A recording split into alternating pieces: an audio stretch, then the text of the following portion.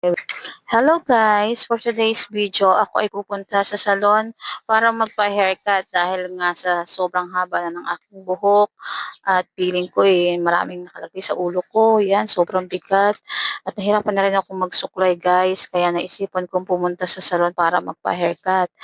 Ayan guys, magkita-kita na lang tayo mamaya guys. Bye! Ayan na nga guys, nandito na tayo sa salon.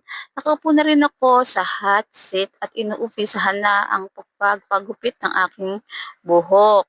Sana lang ay maganda ang kalabasan nito. Pero mukhang mapagkakatiwalaan naman itong si kuya. Ayan. O siya, hindi ko na papahabain ito.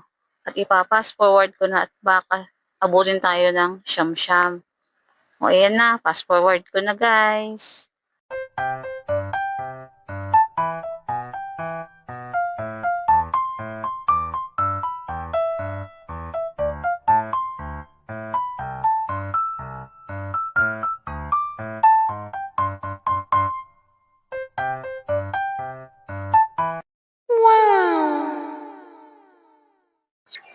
At ito na nga guys, ang aking final haircut. Kayo na ang bahalang manghusga kung bagay ba sa akin o hindi.